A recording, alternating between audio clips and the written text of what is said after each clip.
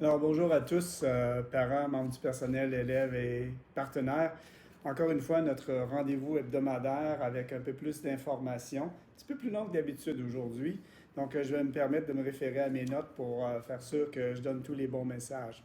Alors, ça a été une autre semaine qui a été bien occupée au niveau des annonces, notamment par la province. Alors, la vidéo d'aujourd'hui va faire suite d'ailleurs à ma lettre que je vous ai fait parvenir hier soir jeudi concernant le programme que la province a annoncé, le BC Restart Plan. Depuis hier, notre ministre de l'Éducation, Rob Fleming, a apporté des précisions concernant le retour graduel en salle de classe d'ici la fin du mois de juin. Alors à ce stade, encore une fois, aucune date précise pour le retour en salle de classe est déterminée, mais des lignes directrices ont d'ailleurs été tracées, comme par exemple accompagner la réouverture de l'activité économique, qui est le mandat principal, puis maintenir la santé et la sécurité des élèves, des membres du personnel et des membres de notre communauté. Ministre Fleming a par ailleurs mentionné le désir de vouloir faire un retour en salle de classe sans attente particulière quant à avoir un grand nombre en présentiel. Ainsi, l'accent sera mis sur l'enseignement en salle de classe à temps partiel pour les élèves de la maternelle à la 5e année, ainsi qu'un enseignement à temps partiel selon les besoins pour les élèves de la 6e à la 12e année, tout en poursuivant l'enseignement à distance, bien entendu.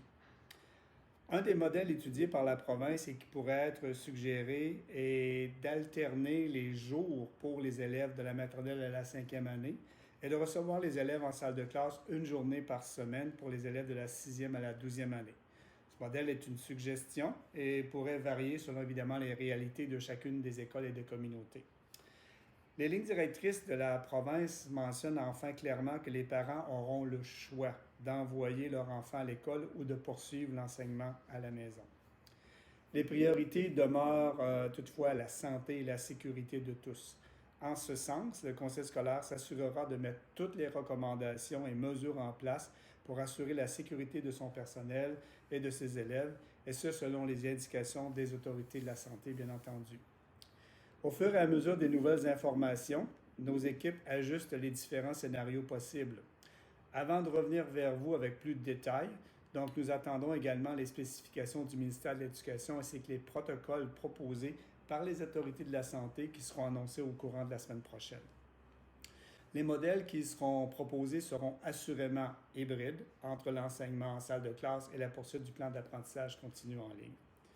Dès que les prochaines annonces seront faites, et telles que mentionnées dans ma lettre d'hier, encore une fois, nous inviterons enfin tous les parents à remplir un sondage afin de comprendre la réalité de chacune des écoles du CSF afin de mieux préparer le retour éventuel. Bien entendu, il reste du travail à faire, mais nous pouvons déjà être fiers de l'ensemble du travail accompli par le personnel de soutien, les enseignants, les administrateurs pour soutenir l'ensemble des familles du CSF dans la poursuite de l'apprentissage à distance. Donc, je m'en voudrais de ne pas terminer en vous souhaitant d'excellentes célébrations de la fête des mères ce week-end, particulièrement avec les annonces de beau temps. Merci encore une fois. Merci de votre support, de votre collaboration. On va passer au travers tous ensemble. Restez en santé.